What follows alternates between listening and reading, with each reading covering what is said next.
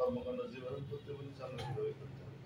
যদি আমরা এখান থেকে মনে করি যে করবো না, ধরছি ধরবো না, মানে এমন একটা টানা পড়ে বিরতি, আপনাদের যদি শতভাগ চেষ্টা, শতভাগ প্রস্তুতি এবং শতভাগ কর্মসূচি মাঠে ময়দানে বাস্তবায়ন করতে হবে। আর সেটা যদি আমরা করতে ব্যর্থ হই তাহলে কিন্তু ড্রাইভার আমাদের ঘাড়ে এসে করতে হবে।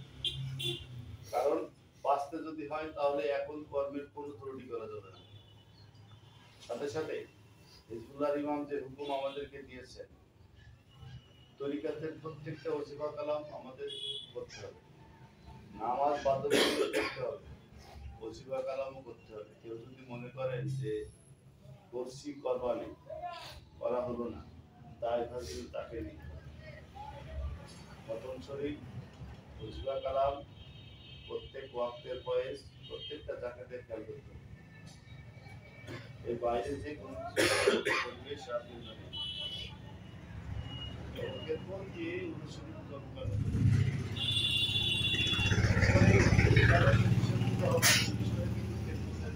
আলাপ আলোচনা খুব কম, আলোচনায় হবে না খুব কম।